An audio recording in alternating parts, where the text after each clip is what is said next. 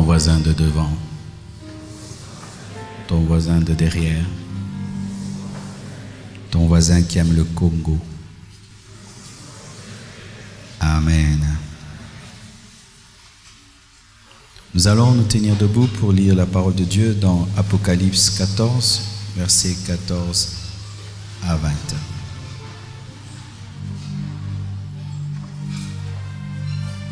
Apocalypse 14, versets 14 à 20.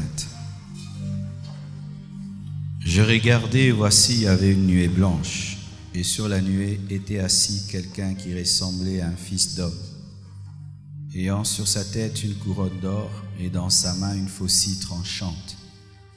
Et un autre ange sortit du temple criant d'une voix forte à celui qui était assis sur la nuée: lance ta faucille et moissonne, car l'heure de moissonner est venue, car la moisson de la terre est mûre.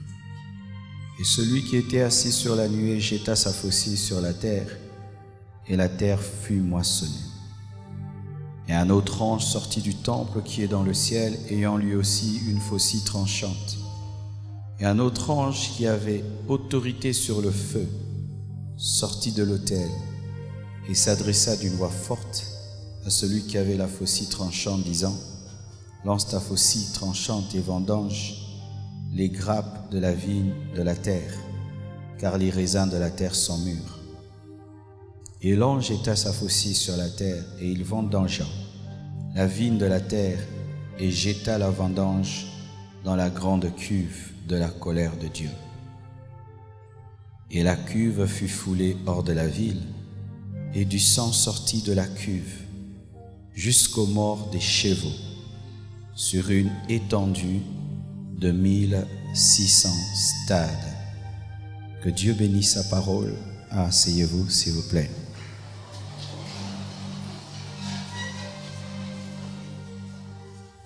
Un peu plus bas, s'il vous plaît. Les conséquences de la guerre. Si vous me voyez aujourd'hui prêcher avec un drapeau, c'est pour vous rappeler que même si vous êtes chrétien, vous avez un pays, vous avez une nation. Et ce n'est pas un péché que d'aimer son pays. Ce n'est pas manquer de spiritualité. Pour ceux qui ne savent pas, les prophètes de la Bible aimaient leur pays, aimaient leur nation. Quand tu parles de Daniel, Daniel était dans une terre étrangère, il était riche, mais son cœur était en Israël. Quand tu parles de grand Néhémie, il était échanson du roi, mais son cœur était dans son pays. Donc, aimer Jésus n'empêche pas d'aimer son pays. Ce ne sont pas des choses contraires. Amen. D'ailleurs, un bon chrétien est un bon citoyen. Amen. Un bon chrétien est un bon citoyen. En cette période importante de notre nation, nous ne devons pas faire la politique de l'autruche. Vous savez, l'autruche fait quoi? Quand l'autruche a peur, l'autruche creuse un trou et met sa tête dans le trou. Et quand tu mets ta tête dans le trou, tu ne vois plus rien. Tout ce qui se passe dehors, tu ne vois pas. Mais ce n'est pas parce que tu as ta tête dans un trou que ton corps est dans le trou. Alors des fois, nous faisons semblant d'ignorer ce qui arrive dans le pays et pensant que si tu ignores ce qui se passe, alors ça ne veut pas t'arriver. Archi faux. C'est une politique de l'autruche. La tête est cachée, mais le corps, tes finances subissent le pays, ta famille subit le pays, ta vie, tes études, tes projets, tout ça subit ton pays. La construction subit le pays. Les conséquences de la guerre est mon thème. Avant de me marier, j'ai habité avec un ami pasteur qui était Brazzavillois. Il s'appelait Romuald. C'était un homme très jovial. Il pouvait te faire rire du matin au soir. Mais un jour, il y a eu des troubles dans le pays. Et en bon quinois que nous étions, on a commencé à dire « Ainda, kaka, ainda ». Parce que le quinoa, il aime Eyinda. J'ai vu cet ami qui était très jovial, qui se moquait de tout, prendre un air sérieux, me regarder droit dans les yeux, me disant, Marcelo, ne cite jamais le mot guerre, parce que tu ne sais pas c'est que la guerre. Vous les Quinois, je vous entends, vous aimez la guerre, qui est la guerre, qui est la guerre. Mais nous les Brazzavillois, nous avons connu la guerre. Nous avons vu nos amis prendre des armes et tuer des voisins. Alors vous ne savez pas c'est qu'est la guerre. Ne parle plus de guerre.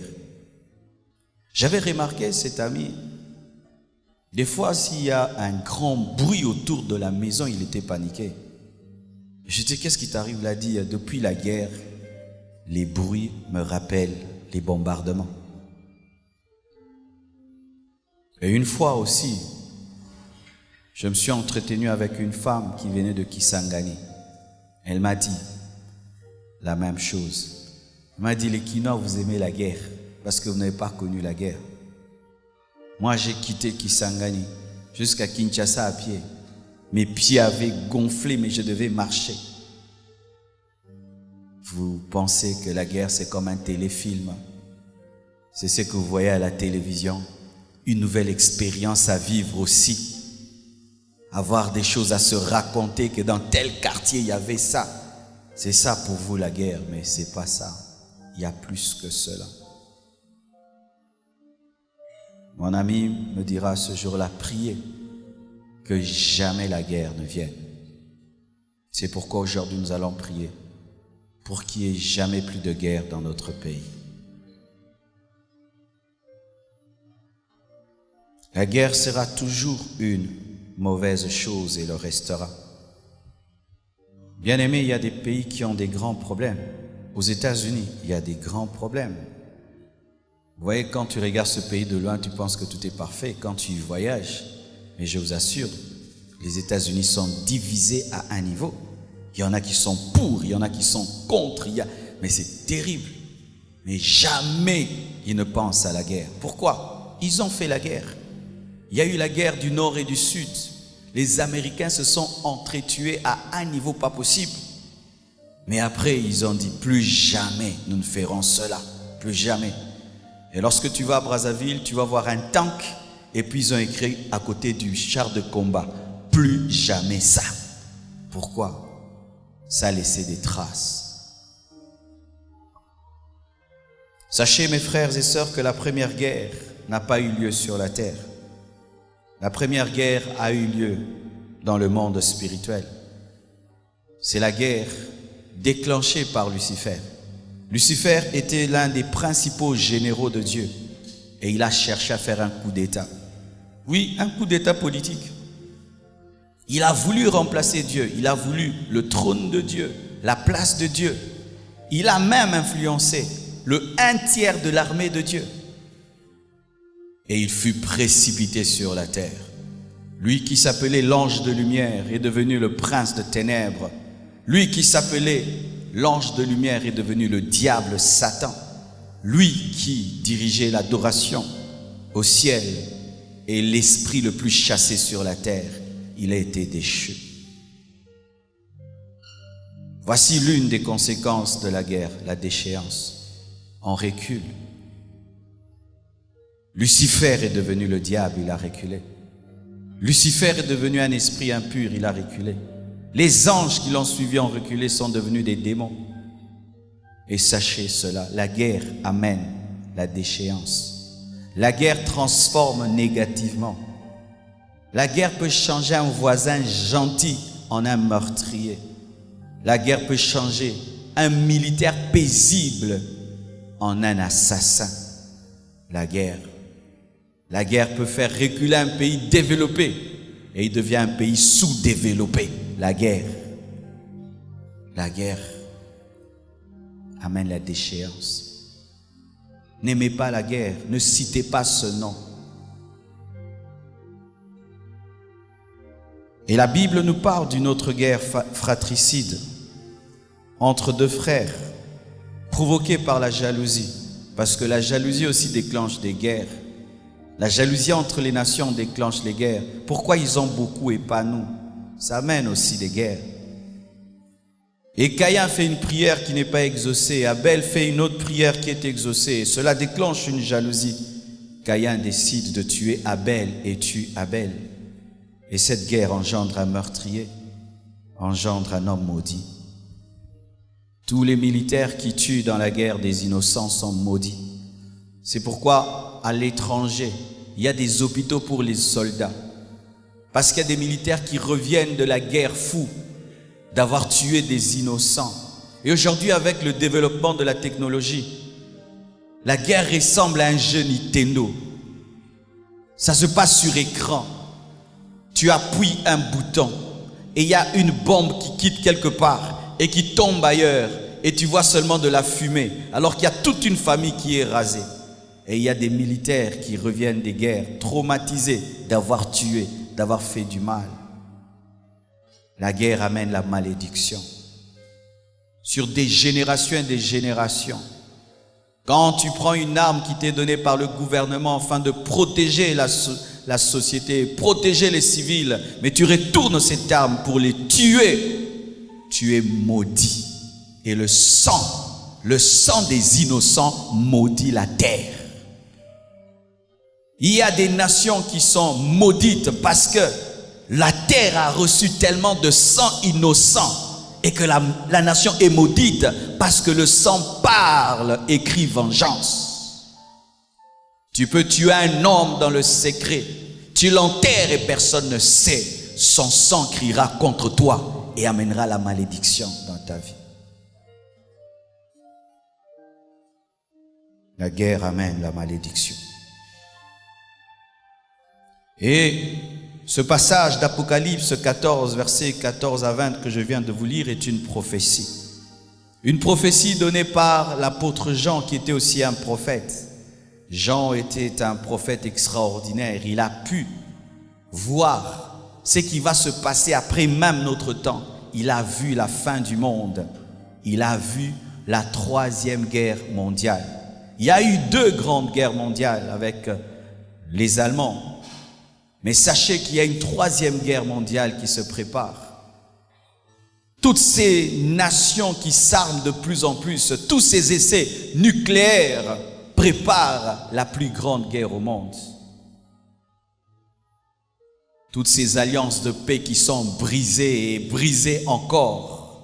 Cette guerre en Orient prépare la plus grande guerre au monde. Et cette guerre aura comme centre Israël et va se passer dans ce qu'on appelle la vallée de Megiddo et s'appellera l'Armageddon. Ça s'appelle Armageddon parce que le lieu de la guerre est une vallée appelée Megiddo. Et lorsque le prophète Jean voit la guerre, il voit au départ des raisins, mais plus tard il voit en soi que ce n'est pas du raisin foulé, c'est le sang répandu sur une surface de 1600 stades qui équivalent à 300 kilomètres. Et la hauteur de ce sang, on dit que ce sang atteignait le mors de chevaux, la bouche de chevaux. Et un cheval, lorsqu'il est vraiment grand, il peut atteindre 1,5 mètre. Imaginez, ça fait au moins 21 millions de litres de sang. Et la prophétie confirme que lors de la bataille d'Armageddon, la moitié des Juifs périra. L'Antichrist va rassembler toutes les nations de la terre pour combattre Israël et combattre les Juifs. Mes frères et sœurs, pouvons-nous accepter qu'encore le sang coule? Parce que le sang a toujours été le premier résultat de toute guerre, grande ou petite. La guerre entre Caïn et Abel a engendré le sang. La 3e guerre mondiale engendrera le sang. Et toutes les petites guerres engendrent toujours le sang. Le sang est toujours au rendez-vous lorsqu'il y a une guerre.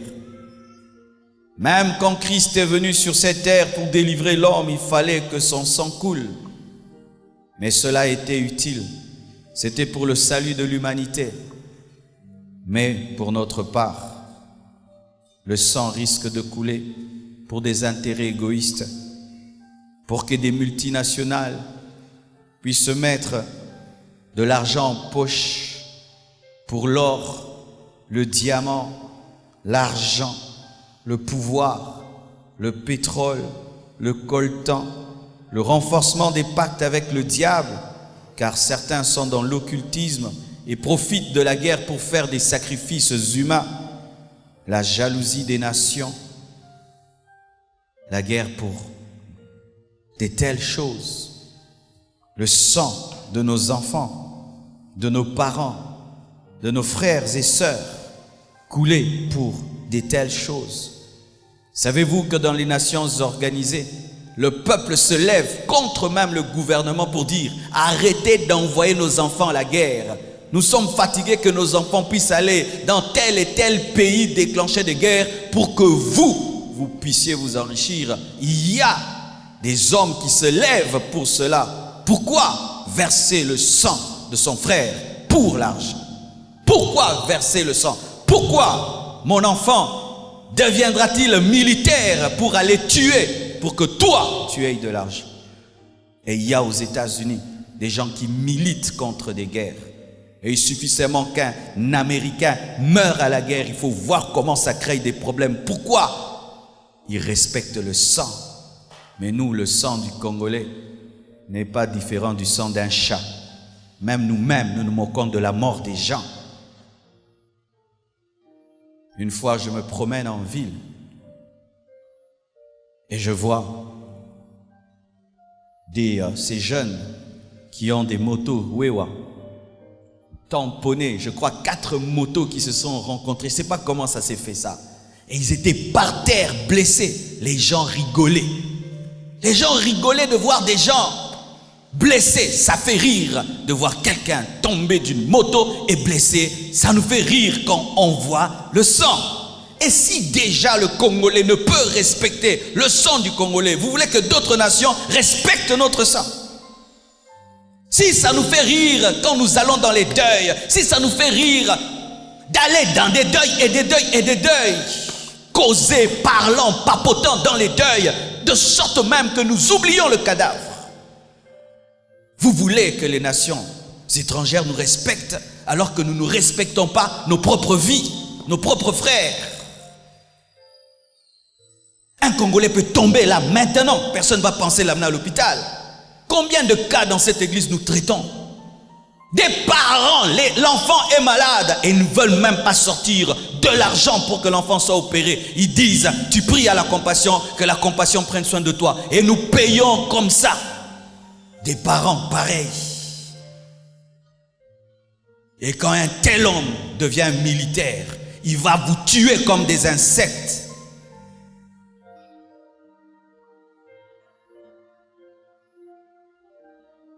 Bien-aimés, c'est vrai qu'une nation doit avoir une armée, mais il faut que les gens soient formés. Ce n'est pas tout le monde qui peut être soldat.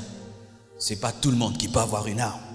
Non, ce n'est pas tout le monde qui peut avoir une arme, qui peut donner la mort. Le sang. Et trop de sang a coulé dans notre pays, mes frères. Le sang de Jésus-Christ suffit pour notre salut. Comme je l'ai dit au premier culte, certains disent que les pasteurs sont là pour calmer le peuple et les distraire. Ben certains. Moi, je ne suis pas ce genre de pasteur. Mais aussi, je ne suis pas aussi un pasteur incendiaire pour vous pousser à détruire votre pays. Non plus. Je ne suis pas ce pasteur qui reste chez moi à la maison et puis je vous pousse vous mourir.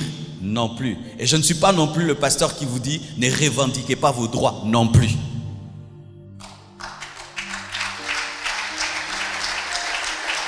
Quelle est ma position?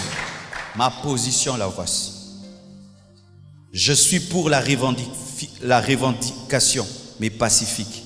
Et je suis contre la guerre.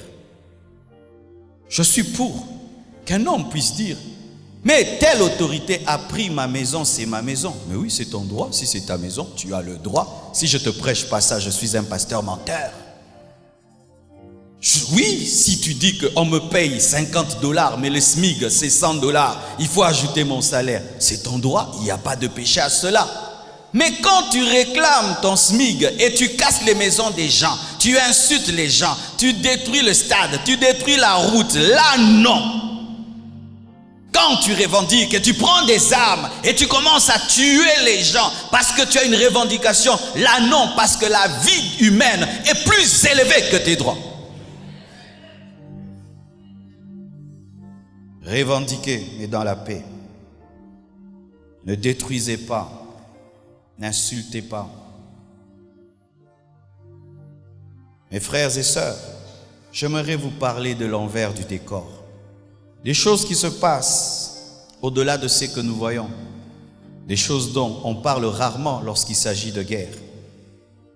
Vous voyez, quand vous regardez ce mur, il est beau, n'est-ce pas?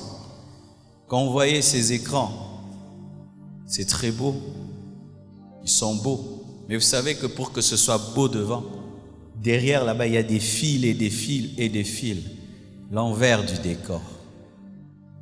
Quand il y a une guerre et vous entendez, nous avons gagné la guerre. Oui, on vous montre des militaires dans des camions, on a gagné. Mais les dessous, qu'est-ce qui se passe? Et malheureusement, c'est le peuple qui paye le grand prix. Les gens qui profitent de ces victoires ne payent pas des grands prix. Mais c'est le peuple qui n'a rien à voir même dedans, qui paye le lourd tribut.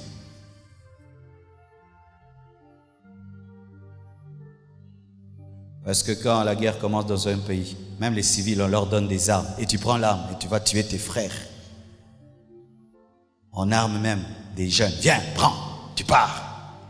Et toi tu dis, je suis en train de faire pour ma nation. Tu es sûr? Tu es sûr que c'est pour ta nation que tu fais ça? Et toutes ces personnes qui derrière des laptops envoient les gens faire des guerres, venez les faire vous-même. Vous êtes des lâches. Poussant les autres derrière des ordinateurs, faites. Tu es lâche, mais un courageux sur Facebook. Tout le monde sur Facebook est courageux. Sur YouTube, tout le monde est courageux. Voici l'envers du décor. La guerre amène la terreur. Vous voyez le fait même, je parle de la guerre, comment vous êtes calme. Mais il n'y a même pas un bruit de fusil. Mais la vraie, la terreur, la peur, la panique.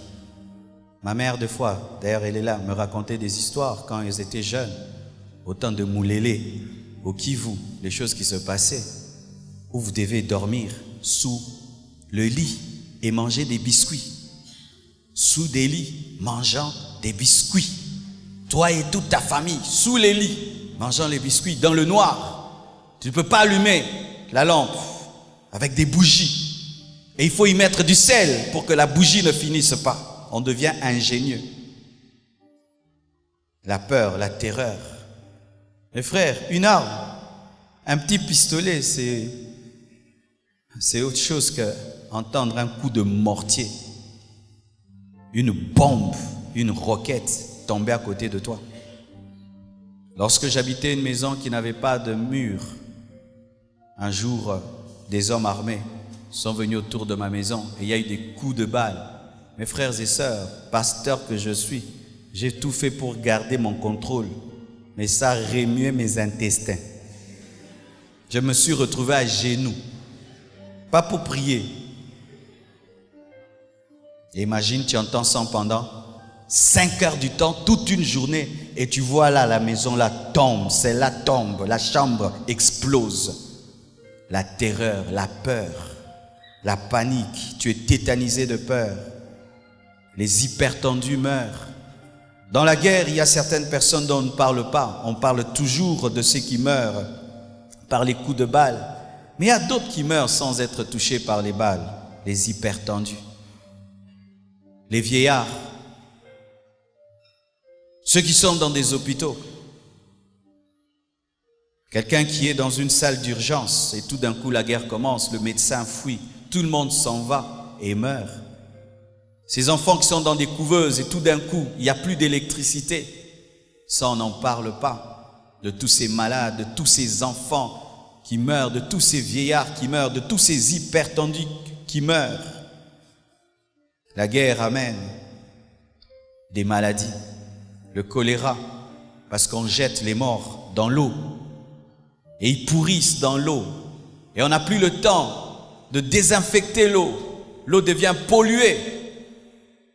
Ce n'est pas tout le monde qui a les moyens d'avoir une citerne d'eau chez lui. Et même si tu en as, si l'eau qui t'est fournie est polluée, tu attrapes le choléra, la dysenterie, le sida.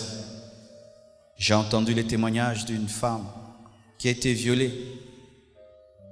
Et celui qui l'a violée, c'était un militaire qui était sidéen. Et tu t'imagines, tu es engrossé par un homme qui a le sida, tu attrapes le sida et le bébé a le sida. Voilà l'envers du décor des femmes violées. Le sida qui est transmis, car aujourd'hui même le sida devient une arme de guerre. Les infirmes, ça on n'en parle pas. Des gens qui sont amputés, qui perdent le bras, le pied. Ça on n'en parle pas. Vous voulez la guerre, vous voulez avoir des infirmes, des aveugles. Certains deviennent sourds parce qu'il y a des bombes qui rendent sourds. Tu ne meurs pas mais tu n'entends plus. D'autres même deviennent fous. Oui, la guerre engendre des fous. Des militaires qui deviennent fous, des civils qui deviennent fous.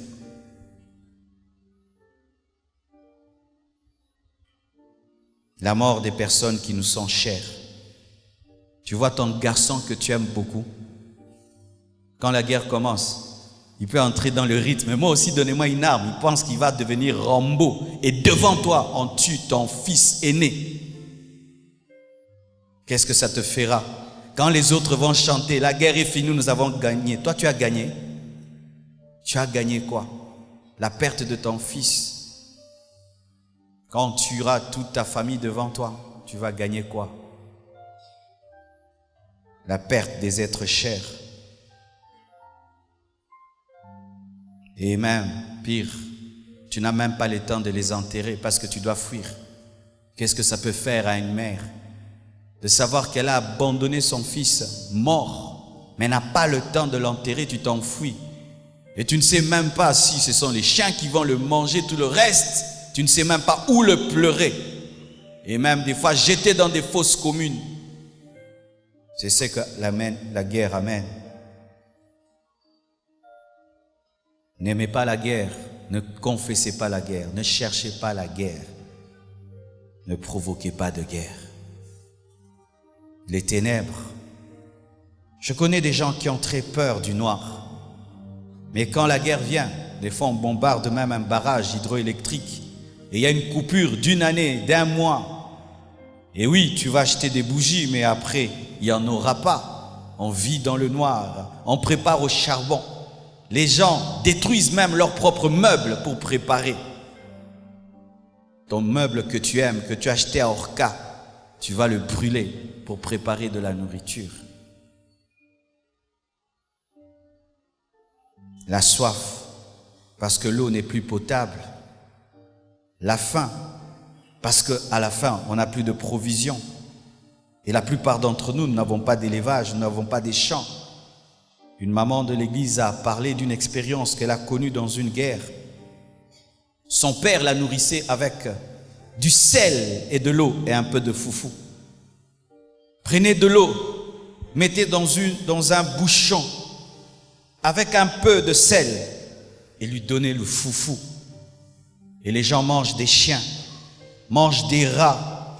Dans la Bible, on nous raconte l'histoire même. Les gens sont devenus des charognards. Israël, le peuple de Dieu est devenu charognard. Un jour est devenu cannibale plutôt. Un jour, 2 femmes se sont présentées devant le roi et écoutez ce qu'elles ont dit. Roi, juge-nous. Cette femme a mangé, nous nous sommes entendus de manger mon enfant et on l'a mangé. Et quand c'était son tour, elle a refusé qu'on mange son enfant. Ce n'était pas la sorcellerie, c'était la faim. La faim. Les chats disparaissent, les chiens disparaissent. Les rats, on les mange pendant la guerre. Dans la Bible, il est écrit en Israël, les gens mangeaient la fiente de pigeon. Ça se vendait au marché, comme on vend la farine en Israël. Les gens mangent la pelouse, des herbes, mangent des morceaux d'arbres. N'aimez pas la guerre. La guerre amène la haine et la rancune, la vengeance, des blessures intérieures. Imagine que quelqu'un viole ta fille et tu es chrétien. C'est vrai, nous prêchons le pardon, mais il y a des niveaux de problèmes. Vous savez, dans certains pays, quand tu viens prêcher le pardon, les gens se moquent de toi. Ils te disent, prêche bien, monsieur. Tu n'as jamais connu ce que nous avons connu. Est-ce qu'on a déjà tué toute ta famille devant toi, pasteur? Non. Et tu me prêches à moi le pardon. Attends que ça t'arrive et tu comprendras. Tu vois des chrétiens devenir haineux. Tu vois un homme qui était bon devenir un meurtrier. Ou au départ il disait, je n'entre pas. Mais une balle perdue atteint son enfant. Il va, il cherche aussi les armes et devient meurtrier. La haine, la rancune, la vengeance. Incapacité de pardonner aux meurtriers, aux gens qui t'ont torturé, qui ont pris tous tes biens, qui ont incendié ta maison.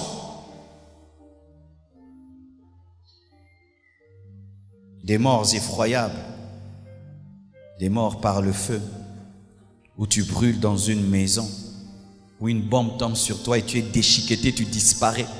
On ne sait même pas qu'est-ce qu'est le pied, la main, le bras. Et ce qui est pire, certains sont tués même par les membres de leur famille. On m'a raconté l'histoire d'une mère qui, dans une guerre, avait fui avec ses enfants. Mais le plus petit commençait à pleurer. Et cela attirait les assaillants. Les assaillants. Et vous savez ce que cette femme a fait? Elle a tué son enfant. Elle a étouffé son enfant pour épargner les autres enfants. Cette femme, en le faisant, c'est vrai, c'est humainement, on peut dire c'est logique. Vaut mieux qu'un enfant meure pour que d'autres soient sauvés. Mais après avoir posé un tel acte, qu'est-ce qu'elle est devenue? Elle est vide. C'est fini. C'est tout. Qu'est-ce qu'elle est devenue? Sa vie est finie. Elle a tué son enfant. Et cette mère a étouffé son enfant, tué son enfant pour sauver la vie de la famille. Les choses effroyables arrivent dans la guerre. N'aimez pas la guerre. Ne confessez pas la guerre. Des phénomènes bizarres arrivent. Paraît-il que dans la guerre, certains chiens mangent les cadavres. Certains chats mangent les cadavres. Et lorsque un chat ou un chien a goûté à la chair humaine, bien aimé, il peut te tuer. Et qu'est-ce qu'il faut faire? Il faut chasser ces chiens et ces chats et les tuer. Car si vous ne le faites pas, tu laisses un enfant à la maison, ton chien le mange parce qu'il avait goûté à un cadavre. Donc, ça devient des causeries bizarres dans les quartiers. Cherchez les chiens mangeurs d'hommes. La pauvreté. Mes frères, la pauvreté. Nous avons connu dans ce pays 2 pillages qui ont mis ce pays à genoux.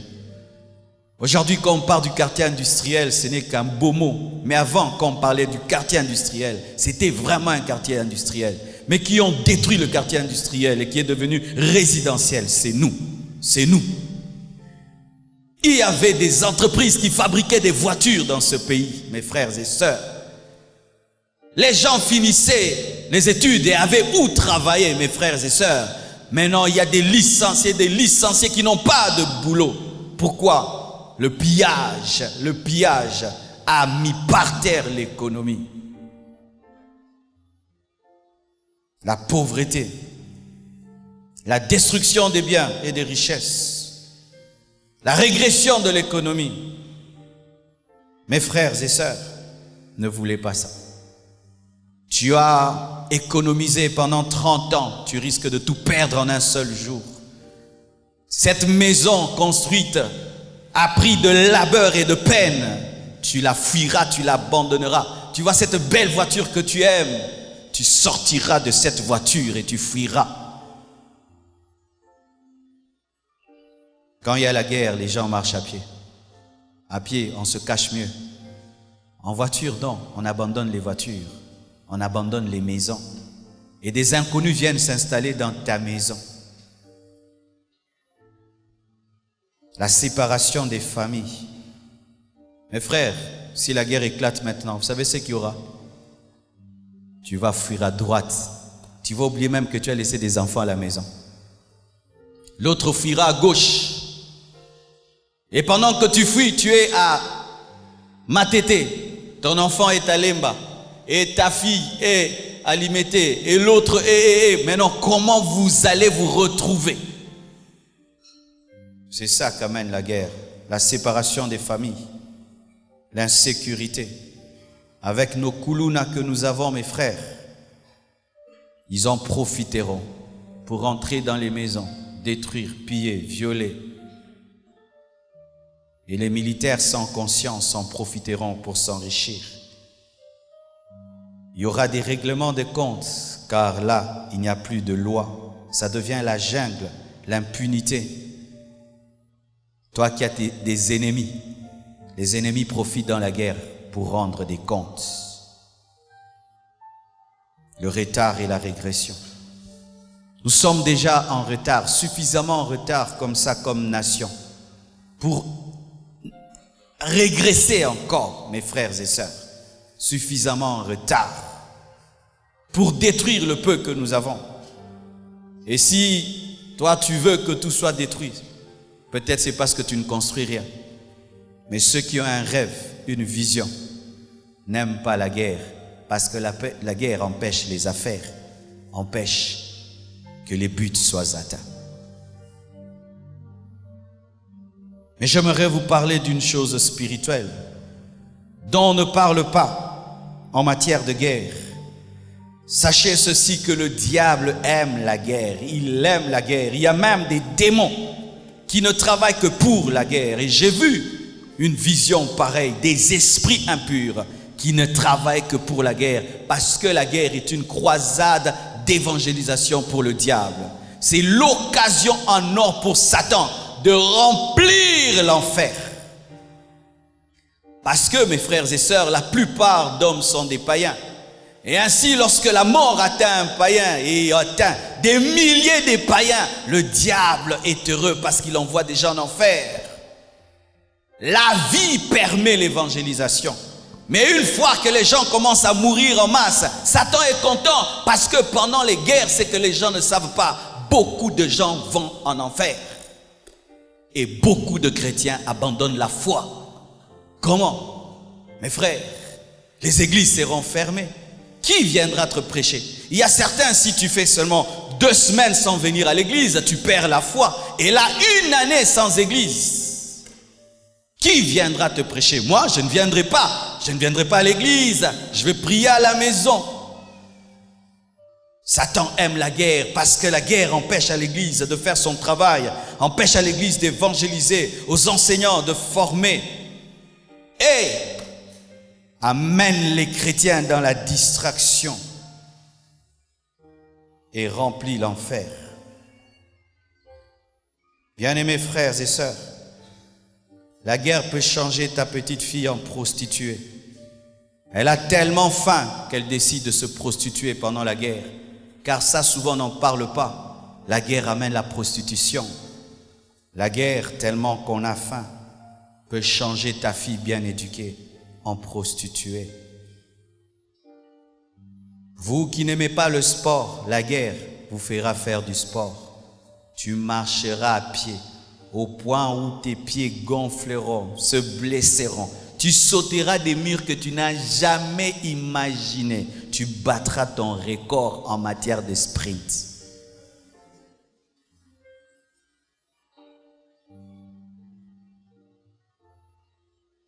J'aimerais terminer en parlant d'une chose. Vous savez, lorsque on parle de Balaam, le grand prophète de Dieu qui s'était corrompu par cupidité, voici comment Balaam est mort. On dit qu'il y a eu une guerre et Balaam mourut.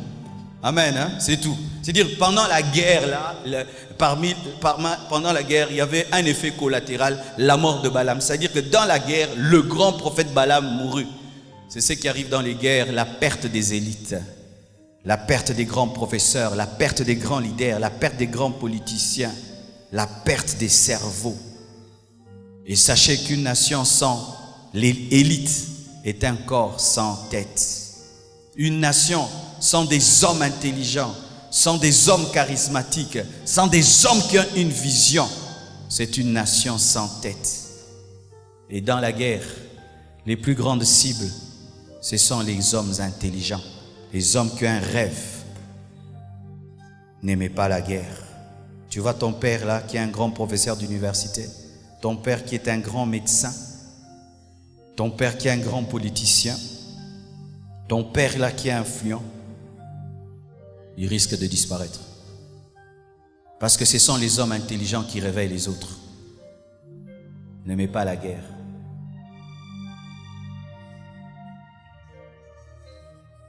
Une autre conséquence de la guerre, c'est l'asservissement à une autre nation étrangère. Lorsqu'il s'agit pas d'une guerre civile, mais lorsqu'une nation attaque une autre, celle qui gagne a servi l'autre et vous devenez esclave dans votre propre nation. Et j'aimerais vous dire, cela détruit la fierté à un niveau.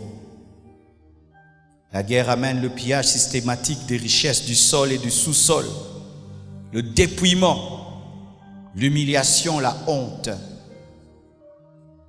Mes frères, refusons cela. C'était mon message ce matin. Lorsque Jésus-Christ était dans la barque et qu'il était calme, la barque était agitée et la tempête continuait à se jeter contre elle. Mais lorsque Christ s'est tenu debout dans la barque et il a ordonné à la tempête s'est calmée. Il en est de même, mes frères. Nous sommes dans cette barque appelée le Congo. Et si nous faisons semblant de ne pas voir la tempête va continuer à souffler. Elle pourra même renverser la barque. Mais si, étant des chrétiens, nous sortons de la distraction de parler politique, sans prier, et nous prenons la décision d'ordonner à ces esprits de parler, de bénir notre nation, la tempête va se calmer. Car si la présence de Joseph dans la maison de Potiphar a béni la maison de cet Égyptien, je crois que la présence de l'Église dans cette nation bénira la RDC. Je crois de tout mon cœur, mon frère, que nous sommes plus que l'ambassade des États-Unis. Nous sommes l'ambassade de Dieu. Et Dieu sait que ses enfants sont dans ce pays. Et Dieu bénira cette nation. Que Dieu bénisse le Congo, que Dieu élève le Congo, que Dieu guérisse le Congo, que Dieu protège le Congo. J'aime le Congo, je suis congolais et je suis fier d'être congolais. Alléluia. Au lieu de critiquer, au lieu d'insulter, utilisez votre plus grande arme, la prière. Mettez-vous à genoux et dites, pour l'amour de Sion, pour l'amour de la RDC, je ne me tairai pas jusqu'à ce que je verrai son salut, sa restauration se manifester comme l'aurore. Père Dieu de gloire, je ne suis pas dans ce pays au hasard. Je n'ai pas voté pour devenir congolais, mais c'est toi qui m'as imposé cette nationalité. Et je crois qu'étant le sel de la terre, la lumière de la terre, je peux influencer cette nation positivement parce que le spirituel est élevé au-dessus de la politique, au-dessus de l'économie, au-dessus du social. Et j'entre dans la dimension spirituelle et je paralyse les puissances de guerre, de mort, et je proclame la paix, je proclame le changement, je proclame la transformation, je proclame le développement, je proclame l'harmonie, je proclame l'unité au nom de Jésus. Cela peut arriver, mes frères, si nous sortons de la distraction et nous commençons à prier pour le Congo. C'est malheureux, les païens maudissent le Congo et les chrétiens aussi maudissent le Congo. C'est malheureux, les païens n'attendent rien de bon au Congo. Les chrétiens aussi n'attendent rien de bon au Congo. C'est normal que les païens puissent parler tout le temps politique et n'attendre que des mauvaises choses parce qu'ils n'ont pas de pouvoir spirituel. Mais nous sommes l'Église. Nous avons la capacité de changer les choses. Nous prions le Dieu de Daniel, nous prions le Dieu de Jérémie, nous prions le Dieu de Moïse, nous prions le Dieu de David. Que tu sois du centre, que tu sois de la gauche, que tu sois opposant, majorité, société civile, la guerre ne profite à personne. C'est pourquoi, mes frères, prions le Seigneur pour notre chère nation. Et même si tu n'es pas congolais, tu es au Congo et ce qui nous touche te touchera aussi. Prions au nom de Jésus.